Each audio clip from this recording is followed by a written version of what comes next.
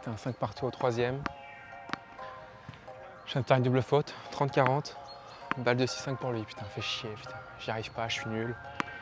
J'arrive pas à servir, je sais pas quoi faire, putain. Putain. Non, non, non, non. Concentre-toi. Allez.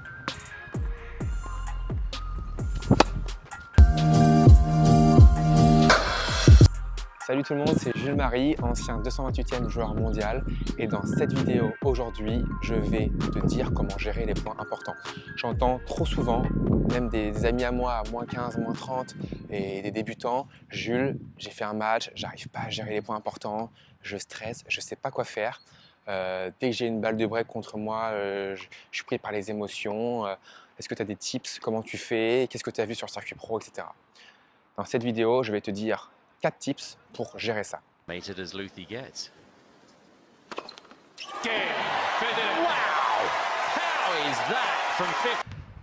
Personnellement, je m'occupe de mes points forts en premier. Prends une feuille, on l'a trop souvent dit avec Arthur, prends une feuille, liste tes points forts, liste tes points faibles. Par exemple, je suis très régulier, je fais pas beaucoup de fautes, je défends très bien, je contre bien et voilà, j'essaye de, si j'ai une balle courte, essayer d'y aller et essayer de prendre l'opportunité.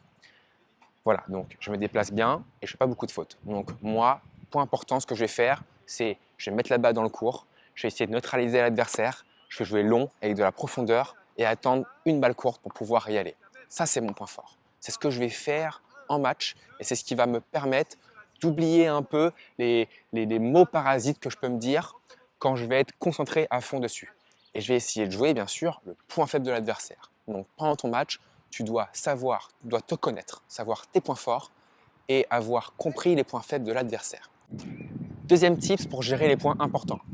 Ça ne va pas arriver du jour au lendemain comme ça en match. Et non, ça se travaille comme un coup droit ou comme ton revers ou comme ton renforcement musculaire que tu fais chez toi ou à la salle de sport. Les points importants, ça se gère et ça se travaille à l'entraînement. Alors, je te propose d'arriver sur le court avec ton partenaire et de te mettre dans des situations défavorables. D'accord? Comme si en match, tu étais à 30-40, à 5-5 au troisième set. D'accord? Situation défavorable. À l'entraînement, tu fais des séries avec ton pote, tu fais des jeux. Dis-toi, je pars à tous les jeux à 0,30 ou à 30A. Voilà, c'est des points importants qu'il faut que tu gagnes absolument. Donc ça va te générer un petit stress. Voilà. Tips numéro 3. Les points importants, ça se gère dans les secondes juste avant le point.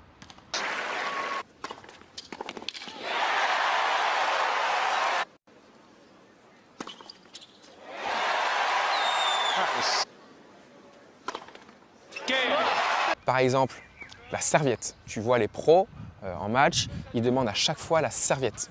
Donc ce n'est pas forcément pour s'essuyer à chaque fois, c'est aussi pour se calmer. Ça se trouve niveau cardio, ils sont pulsation max, c'est pour relâcher un peu ça, c'est pour respirer, c'est pour visualiser ce qu'ils viennent de faire, c'est pour visualiser ce qu'ils vont faire, c'est pour visualiser aussi leurs points forts, quels sont leurs points forts, quels sont leurs points faibles, faire un petit point global sur la situation, respirer, se calmer. Tu as aussi un point mort qui est le changement de côté. Donc ça, tu peux t'hydrater, manger, respirer, visualiser.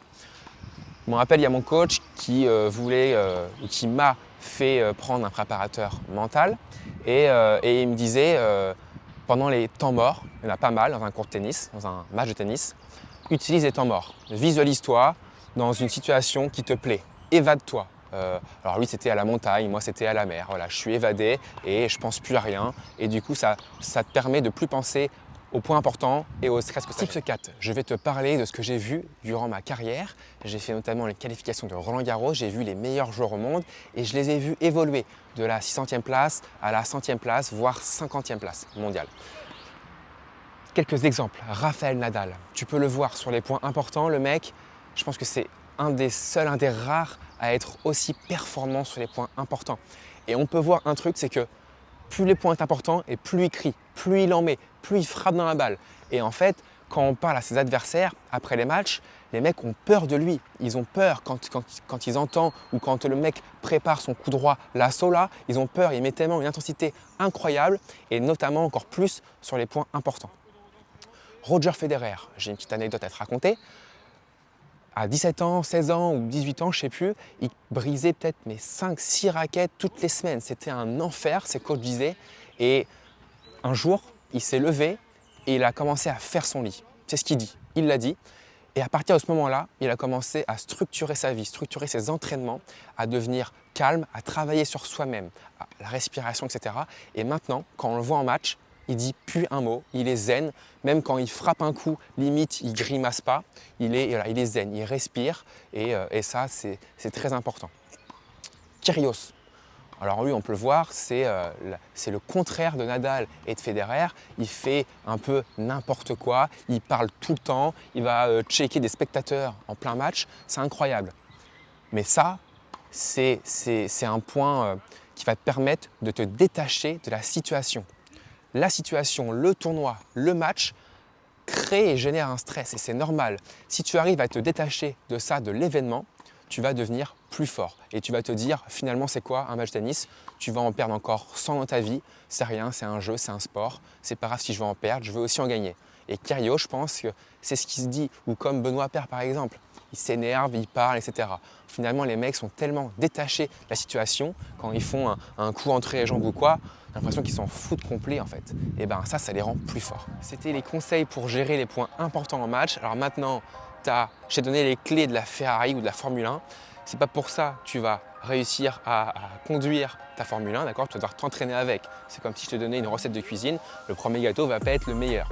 Donc maintenant, entraîne-toi, va sur le cours, apprends de tes erreurs. Tu vas peut-être pas y arriver au bout de 3 mois, 6 mois, 1 an. Il va falloir de l'acharnement à l'entraînement.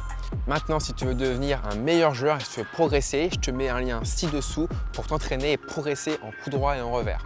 C'était Jules, on se retrouve dans une prochaine vidéo. Salut!